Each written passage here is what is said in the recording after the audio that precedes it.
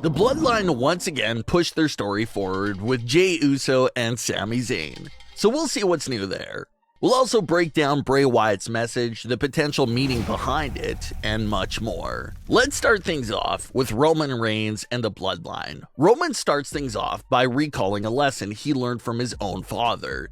He said that his father told him that the loudest in the room is also the weakest in the room. And Roman said that in his mind, if you're the weakest and you're in the Bloodline, that makes you a fool. Roman then called out Jey, revealing that he was talking about him that entire time. Roman asked Jey if he was a fool. Roman reminds Jey that they've been through this several times before, but they get interrupted by Sami Zayn. Heyman can't believe that Sami had the nerve to interrupt Roman, but Roman allows it. Sami reminds Roman that he said that Jey wasn't his problem anymore, and how he was Sami's problem now. So Sami wanted a chance to fix the situation himself. Roman, strangely enough, approved of it, and steps aside for Sami to handle Jey Uso. Sami says that everyone has been pretty cool and chill except for Jey. Jey doesn't respond to Sami, but directly responds to Roman Reigns, asking him if this entire thing was a big joke. Once Jey realizes that it's not a joke, he gets upset and tells Roman that he can't do this to him. They get interrupted by Riddle, and Jey Uso hypes up Sami Zayn to step up and accept that match offer, which he does. Then backstage, Roman tells Jey Uso to make sure Sami wins his match against Riddle, and then takes off with Solo Sikoa and Paul Heyman. So that brings us to Sami versus Riddle. Towards the end of the match, it looked like Jimmy was going to get involved to swing things back to Sami's favor, but he was stopped by Jey, which led to Sami losing the match. So sure, there was no immediate repercussions for the outcome of that match, but the storyline elements seem to indicate that Roman will be heated about the loss. He gave Jey Uso the order to make sure Sami wins against Riddle, and it didn't happen. Jey basically did the opposite and helped Sami lose the match. So now you have to look at it like this. Jey disrespected an order from Roman Reigns for the first time in a long time. And on top of disrespecting that direct order, the back and forth nonsense between Sami and Jey is starting to affect the Bloodline a lot in the win-loss column. The situation between Sami and Jey made the New Day defeat them, and now the situation led to Sami Zayn getting defeated by Riddle.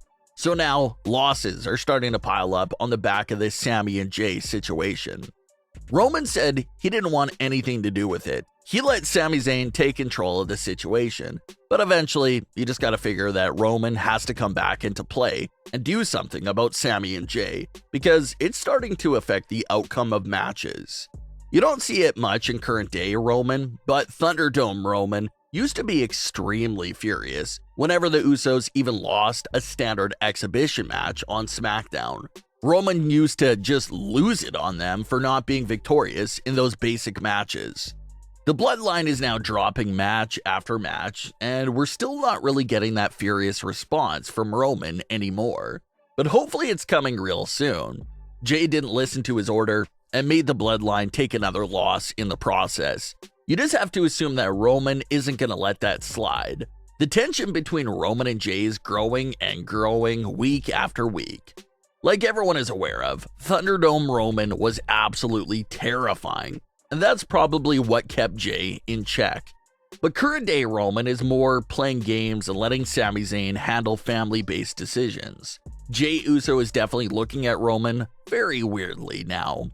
The fact that he just publicly disobeyed Roman Reigns can all be taken as signs that Jey probably no longer agrees with Roman's leadership and doesn't fully respect it. And Jey probably won't say it out loud because none of the other Bloodline members would agree with him. But maybe he thinks that Roman isn't fit to be the tribal chief and leader anymore because of these recent decisions with Sami Zayn. Maybe Jey wants to break away or even take the top of the family spot for himself. But at that point, he still has to defeat Roman Reigns in the ring. So it'll be interesting to see if we do continue to see this little civil war amongst the Bloodline. It doesn't appear to be even at all though, since no one is on Jey's side. He's all by himself. But seeing another Roman and Jey storyline develop where Roman has to beat Jey back into submission and back into place would be really interesting to see. It doesn't have to be an entire bloodline breakup, but just something where Roman and Jey face off to figure all this out and settle all the tension. That would easily be great storytelling for them.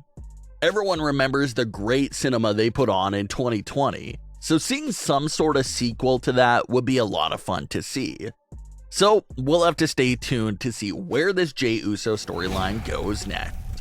Bray Wyatt appeared briefly on Raw with another distorted message. He appeared on screen with his new mask and said the following, quote, "I used to think that the prison inside my head was the only place that I could ever truly be free. Revel in what you are," end quote. Bray's voice was distorted and chopped up a bit, so fans were pretty mixed on what he actually said. But that quote right there seems to be the most accurate translation. It's a short quote, but just like everything else, when it comes to Bray Wyatt, it has a deeper meaning. Some fans think he's referring to the Firefly Funhouse, although we've seen many superstars step foot into the Firefly Funhouse. Bray has alluded to the idea many times that the Funhouse is only a figment of his imagination. That's why when John Cena competed into the Firefly Funhouse match, Bray was in control of everything that was happening, because it was like Cena stepped inside of Bray's head. So that quote implies that Bray is no longer being free just in his head. He's reveling in what he truly is and is embracing it. He's not holding back and only being free in his imagination anymore. He's being free everywhere he goes, and he's not holding back at all. Which hints at the idea of this possibly being the darkest version of Bray Wyatt we've seen so far. The quote could also relate to the puppets who are now alive. They're no longer existing in just Bray Wyatt's mind and imagination. They're now alive and out in the open world with him. All of his creations are no longer trapped inside the funhouse. They're free and running around in the open world. So we'll have to see if Bray will go deeper into what he was referring to there with that message in the upcoming appearances. Brock Lesnar made an unexpected return to Raw during the season premiere to put Bobby Lashley on notice. Lesnar attacked Lashley before the US title defense against Seth Rollins, which Seth capitalized on and defeated a wounded Bobby Lashley for the US title. So no one was upset with another Bobby Lashley versus Brock Lesnar match at all. These two had unfinished business with each other and can finally settle it with this next meeting. There's no Paul Heyman, MVP, Roman Reigns, or any other distractions anymore. It'll just be the two of them battling it out, most likely at Crown Jewel. So it'll be another great match and story there for the former WWE champions. But what are your thoughts on today's stories? Leave your comments below. Don't forget to subscribe with all notifications on and leave a like if you enjoyed. Thanks for watching, guys.